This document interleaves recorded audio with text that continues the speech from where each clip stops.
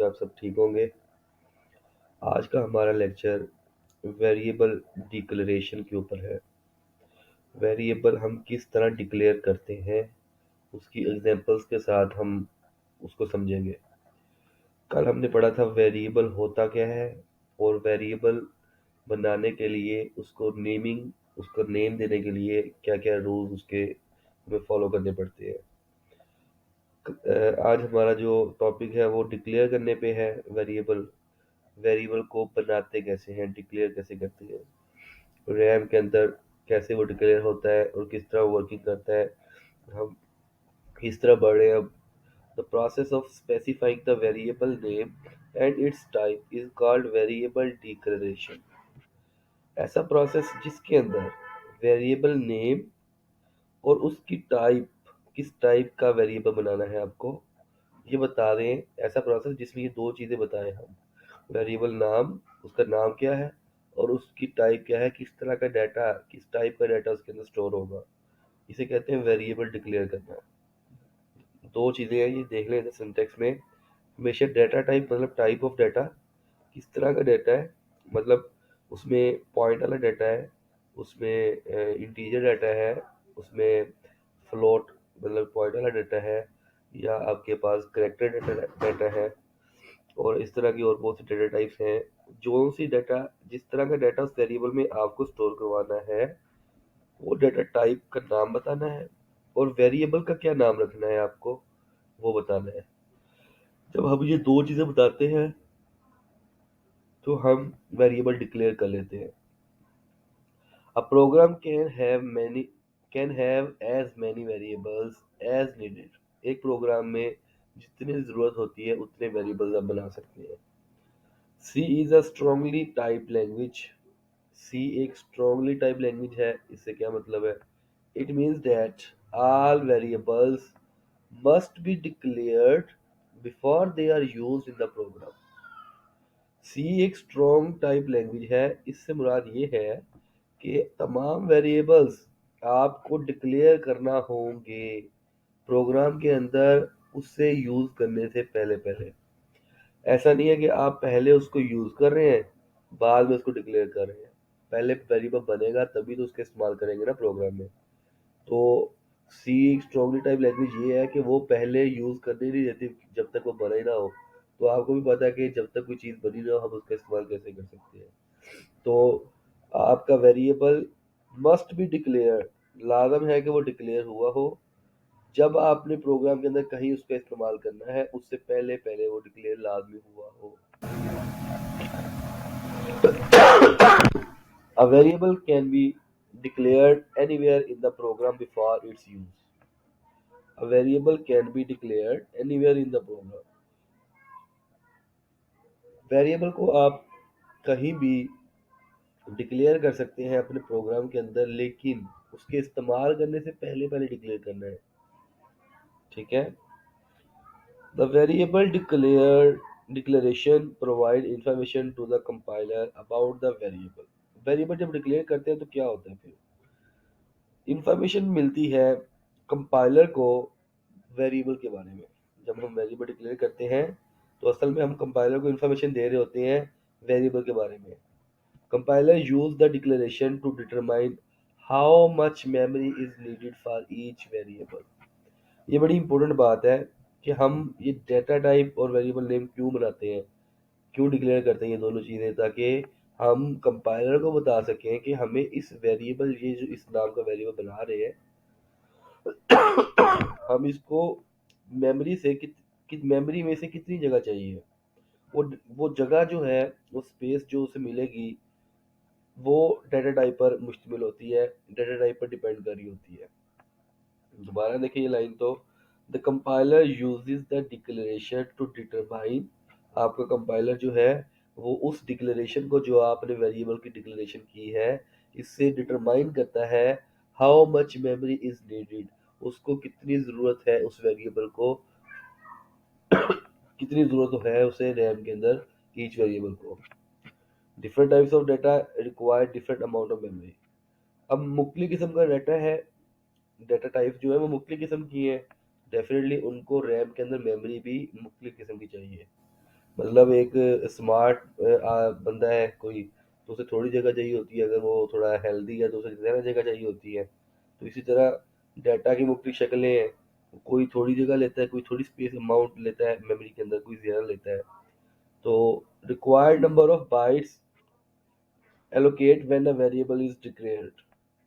हम जब वेरिएबल को डिक्लेयर करते हैं ना, तो रैम के अंदर उतनी नंबर ऑफ बाइट्स रिक्वायर्ड जितने होते हैं हमें, वो हम डेटा टाइप बताते हैं तो खुद ब खुद कंपाइलर समझ आता है कि हमें कितने वेरिएबल, इस वेरिएबल के लिए रैम में कितनी जगह चाहिए। तो वो रिक्वायर्ड नंबर ऑफ बाइट्स जो है ना, हमारी डेटा टाइप पर डिपेंड कर रहा होता है। डेटा टाइप जिस तरह की होती है उसको, हर डेटा टाइप की मुख्तलिफ अमाउंट ऑफ मेमोरी है जो वो लेती है। तो जैसे ही हमने डेटा टाइप बतानी होती है अपने वेरिएबल के लिए, उसी टाइम कंपाइलर रैम में उतनी जगह ले लेता है जितनी, जिस तरह की डेटा टाइप हमने ली होती है। आगे मिसाल से समझ लेंगे उनकी डेटा टाइप कौन कौन सी है, किस जगह लेते हैं। Required number of bytes allocated when a variable is declared. जैसे ही वेरिएबल हम डिक्लेयर करते हैं, एक खास अमाउंट ऑफ मेमोरी जो उस डेटा टाइप की होती है, वो ले ली जाती है रैम से। फॉर एग्जांपल एक int I N T, int integer type की डेटा टाइप है। अगर हमें 1 2 3 टाइप डाटा स्टोर करवाना होता है अपनी, कंपाइलर ने रैम में स्टोर करवाना है वेरिएबल में, किसी में रैम के अंदर रखवाना है किसी वेरिएबल में आपको, अगर 1 2 3 टाइप का डाटा, उसे हम कहते हैं इंटीजर। आई एन टी उसकी डाटा टाइप है। तो इंट वेरिएबल रिक्वायर करता है हमेशा 2 बाइट जगह। Whenever character variable required 1 byte. अगर आपको करेक्टर टाइप की डाटा टाइप चाहिए, उसमें करेक्टर आपने स्टोर करवाने ए बी सी, तो रैम में उसे 1 बाइट चाहिए होती है जगह। जैसे ही आप डाटा टाइप करेक्टर रखते हैं तो 1 बाइट जगह ले ली जाती है रैम में। जैसे ही आप इंट रखते हैं डाटा टाइप किसी भी वेरिएबल की, तो वो रैम के अंदर कंपाइलर जो है 2 बाइट की जगह उसके लिए ले लेता है। The bytes are used to store the value of the variable. ये बाइट्स जो है, जाहिर बात है, वेरिएबल में जो वैल्यू पड़ी है उसको स्टोर करवाने में ये बाइट्स मदद देते हैं रैम के अंदर। मतलब ये जगह होती है इतने बाइट्स की, समझ लें कि वेरिएबल आपने, वेरिएबल में जो भी वैल्यू पड़ी है रैम में, वो उसे जगह मिलेगी तो ही वो स्टोर करवा सकते हैं ना वेरिएबल को उस रैम में। तो डाटा टाइप की मदद से रैम में जगह मिल जाती है उतने बाइट की हमें, उसी जगह में फिर हम अपना वेरिएबल स्टोर करवा लेते हैं जिसमें हमारी वैल्यू पड़ी होती है। Once a variable is declared, its data type cannot be changed during program execution.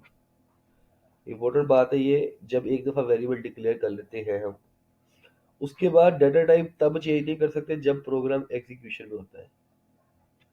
However, the value of variable can be changed during execution, लेकिन वेरिएबल की वैल्यू जो है, वेरिएबल की वैल्यू चेंज हो जाती है, उसकी डाटा टाइप प्रोग्राम एग्जीक्यूशन के दौरान चेंज नहीं होती।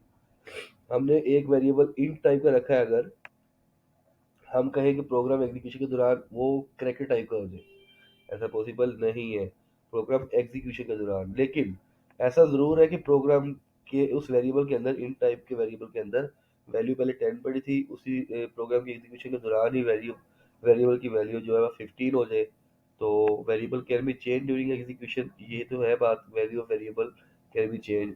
यही तो वेरिएबल की खासियत है कि इसकी वैल्यू चेंज हो जाती है जब हम प्रोग्राम की एग्जीक्यूशन कर रहे होते हैं। वेरिएबल डिक्लेयर करने के लिए हमें सिर्फ ये 2 काम करने होते हैं, हमारा एक वेरिएबल डिक्लेयर हो जाता है। एक, उसको डाटा टाइप बतानी है कि उस वेरिएबल में किस तरह का डाटा आना है। एक वेरिएबल का नाम बताना है, और नाम के रूल्स हमने कल पढ़े थे, 8 रूल्स थे, उनको फॉलो करते हुए। डाटा टाइप क्या है? It indicate type of data that can be store in variable. Sorry. Data type जो है, इंडिकेट करती है टाइप ऑफ डाटा को जो स्टोर होना है वेरिएबल के अंदर। किस तरह का डाटा इस वेरिएबल के अंदर स्टोर होगा, डेटा टाइप से ये चीज़ पता लगती है।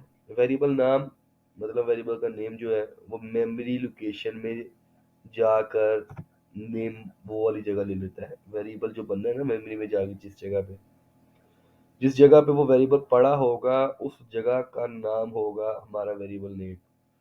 और उसके अंदर पड़ी होगी हमारी वैल्यू। एग्जाम्पल देखें तो वेरिएबल डिक्लेयर करने के लिए इंट मार्क्स, आगे सेमीकोलन।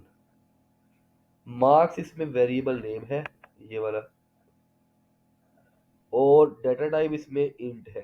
तो ये वेरिएबल डिक्लेयर हो गया, मार्क्स नाम का वेरिएबल, जिसमें डाटा इस टाइम मार्क्स हमेशा इंटीजर टाइप का डाटा स्टोर करेगा इस प्रोग्राम के लिए। जब तक हम इसकी डाटा टाइप खुद से चेंज नहीं करते तब तक मार्क्स नाम का जो वेरिएबल बनाया है हमने उसमें हमेशा इंटीजर वैल्यू स्टोर होगी, बिकॉज इंटीजर डाटा टाइप हमने उसकी रखी। पहले हमने डाटा टाइप बतानी है, उसके बाद नाम देना है वेरिएबल को। तो ये वेरिएबल डिक्लेयर हो गया। दूसरा वेरिएबल डिक्लेयर किया हमने जिसकी डाटा टाइप है फ्लोट। फ्लोट एवरेज नाम रखा, डाटा हमने वेरिएबल का नाम रखा है एवरेज। उसके अंदर डाटा स्टोर करवाना है हमने फ्लोट टाइप का। फ्लोट टाइप का डाटा अशारिया वाला डाटा होता है, पॉइंट वाला। मतलब जब अगर आपकी वैल्यू पॉइंट में आ रही है या बटे में आ रही है, वो हमेशा आप फ्लोट वेरिएबल में स्टोर करवाएंगे। बटे के बगैर, इशारिया के बगैर नॉर्मल वैल्यू हमेशा इंटीजर में स्टोर होती है। दोनों में ये फर्क है। ग्रेड नाम है वेरिएबल का, उसकी डाटा टाइप रखी है 4, कैरेक्टर को बोलते हैं 4। और 4 जो है हमेशा एक कैरेक्टर अपने अंदर स्टोर करवाता है। एक कैरेक्टर ए या बी या सी या कोई स्पेशल कैरेक्टर या कोई 1 2 3 भी हो सकता है, लेकिन वो एक कैरेक्टर की शक्ल में होगा। सिर्फ ग्रेड के अंदर कोई भी कैरेक्टर आ सकते हैं।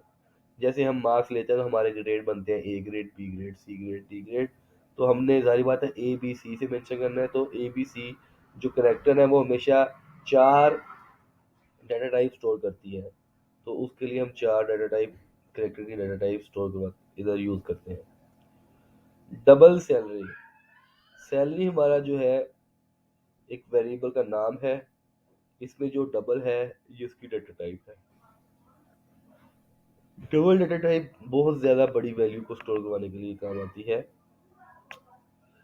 इन the above example int float 4 and double are keywords.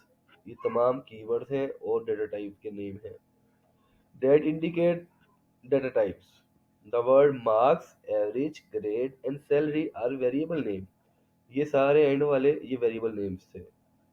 इसमें हमने 1 2 3 4 वेरिएबल डिक्लेयर की है।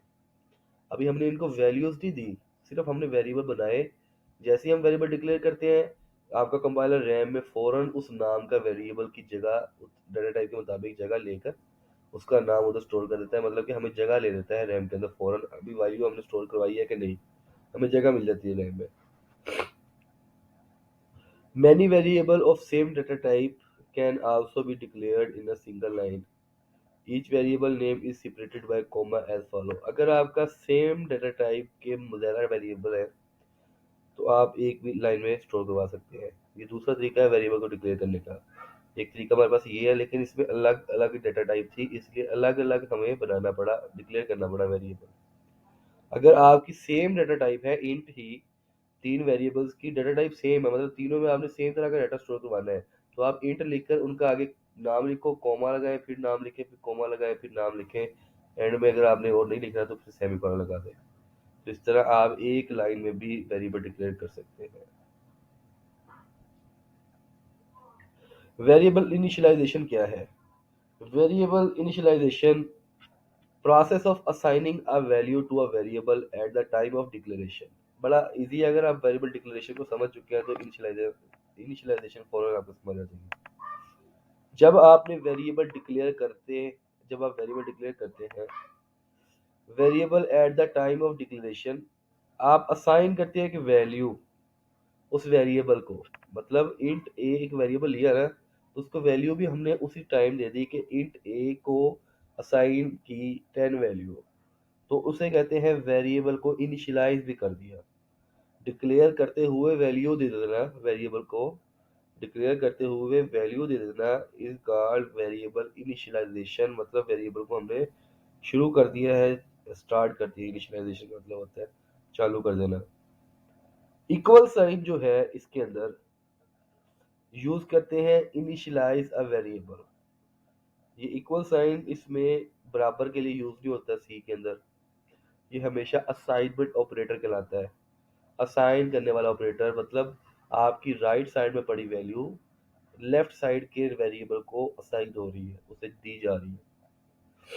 मैंने आपको 10 रुपीज पकड़ाए हैं, तो इसका मतलब है कि मैंने आपको 10 रुपीज असाइन किए हैं। ये मतलब नहीं है कि मैंने आपको जो 10 रुपीज दिए वो बराबर है आपके। तो ये असाइनमेंट ऑपरेटर कहलाता है सी लैंग्वेज के अंदर, अगर एक दफा यूज हो। Variable name is written on left side, हमेशा वेरिएबल का नाम लेफ्ट साइड पे दिया जाता है। वैल्यू रिटर्न होती है हमेशा राइट साइड, इक्वल साइन के राइट साइड पे वैल्यू, और राइट साइड पे हमेशा वैल्यू आती है इक्वल साइन के, और लेफ्ट साइड पे हमेशा वेरिएबल का नाम होता है।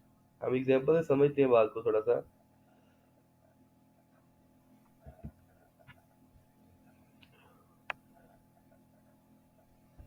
वेरिएबल इनिशियलाइजेशन में ये देखिए एग्जांपल है।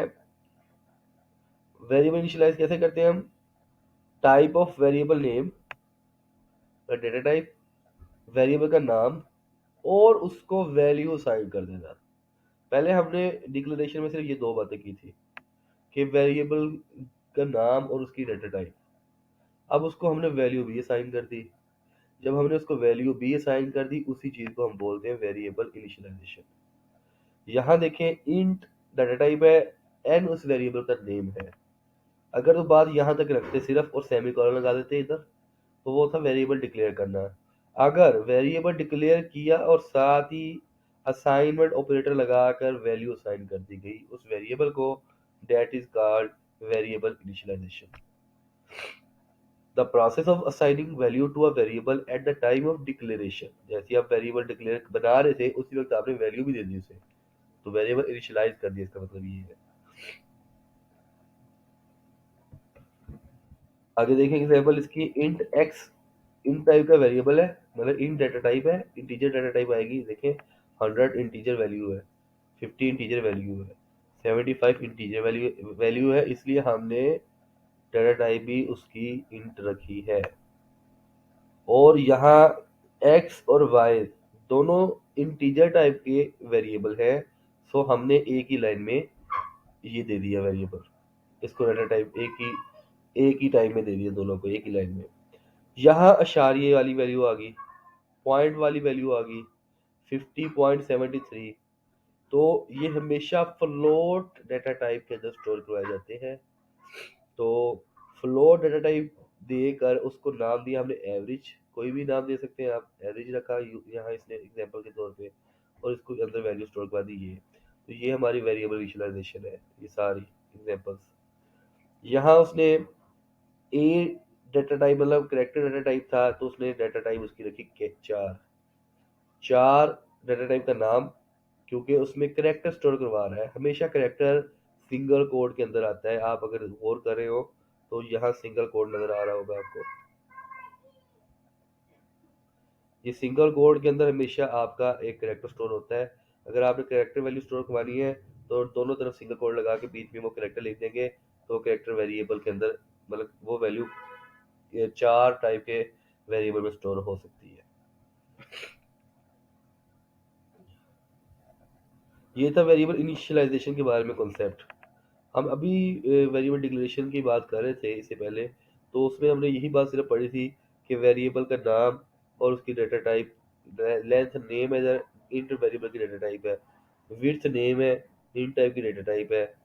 दोनों सेम लाइन में भी लिख सकते हैं, क्योंकि दोनों के वेरिएबल जो है डाटा टाइप जो है सेम है, तो एक लाइन में भी हम लिख सकते हैं इस तरीके से। वेरिएबल डिक्लेयर करके हमेशा सेमीकोलन यूज करना है आपको। ये एग्जांपल हमारे पास उसकी है वेरिएबल डिक्लेरेशन की। अगर इधर ही इज इक्वल डाल के आगे उसको वैल्यू दे दी जाए तो ये वेरिएबल इनिशियलाइज हो जाएगा।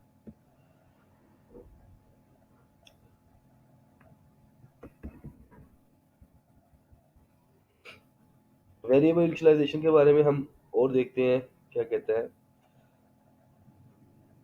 The equal sign is use to initialize a variable.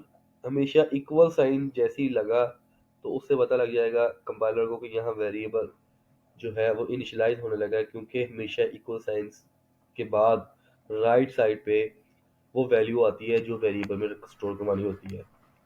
Variable name is written on left side and value is written on the right side of equal sign.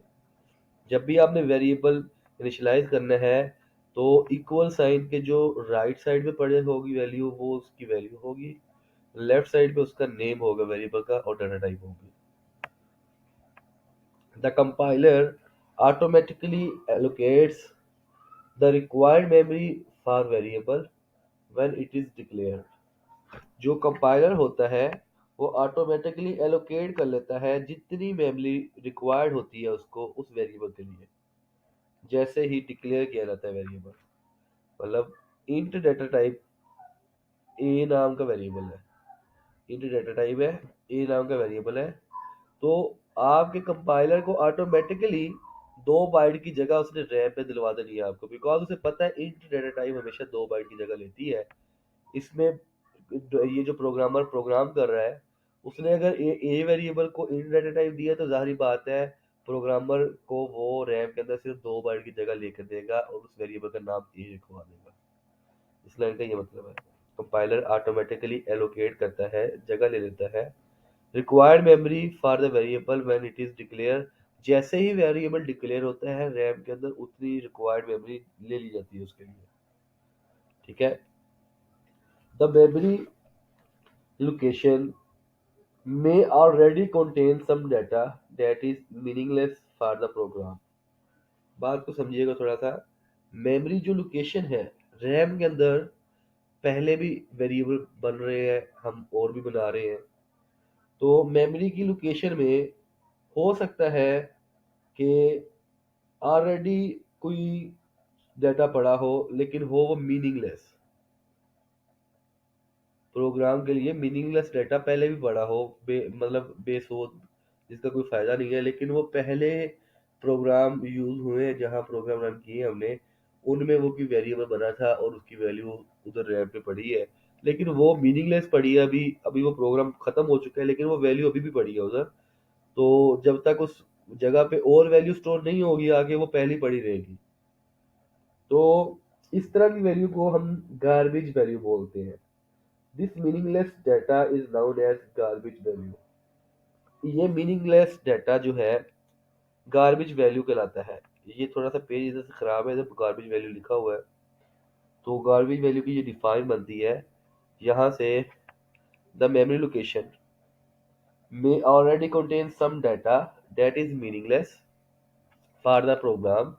वो मीनिंगलेस डाटा आपकी garbage value होती है।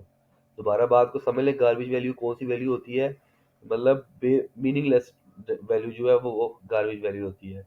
वो कब meaningless होती है, जब आप एक प्रोग्राम को एग्जीक्यूट करवाते हैं तो वेरिएबल जाके बहुत से वेरिएबल रैम पे बनते हैं, वहाँ वैल्यू स्टोर करवाते हैं आप, लेकिन वो प्रोग्राम आपने बंद कर दिया, लेकिन कुछ वेरिएबल उधर बने रह गए और वैल्यूज भी उनमें पड़ी रह गई, लेकिन प्रोग्राम आपका बंद हो चुका है।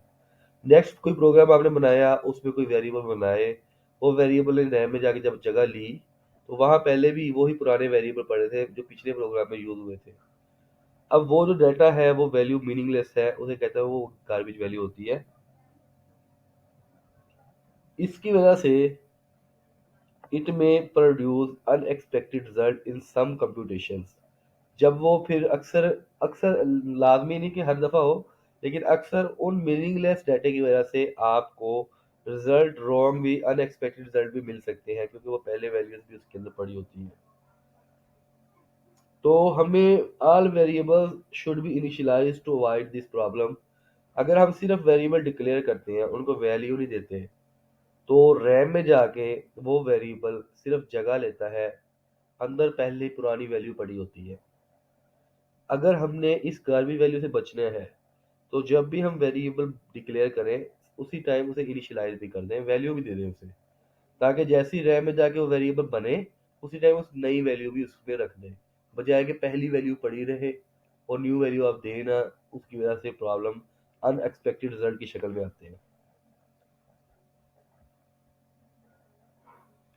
वेरिएबल डिक्लेयर करना और इसकी एग्जांपल मैंने आपको इधर से समझा दी है। वैसे वेरिएबल इनिशियलाइज कैसे करते हैं, इसका सिंटैक्स क्या है, इसका सिंटैक्स है डेटा टाइप, वेरिएबल का नाम, और ये असाइनमेंट ऑपरेटर यूज करना है और राइट साइड पे वो वैल्यू साइन कर देनी है। इधर इस वेरिएबल को वैल्यू जो देनी है वो इधर रख देनी है आपने, और एंड में सेमीकोलन यूज करना है। देखिए इधर आपने डाटा टाइप बताई, वेरिएबल का नाम बताया, इज इक्वल, वैल्यू बताई, और एंड में आपने सेमीकोलन यूज कर लिया। तो ये वेरिएबल इनिशियलाइज कहलाता है। उम्मीद करता हूँ कि आपको समझ आई होगी। मिलते हैं इंशाल्लाह ताला नेक्स्ट लेक्चर में। कोई क्वेश्चन समझ ना आ रहा हो, कोई बात समझ ना आ रही हो, तो आप मुझसे पूछ सकते हैं व्हाट्सएप के ऊपर। तब तक के लिए इजाज़त दें। अल्लाह हाफिज़।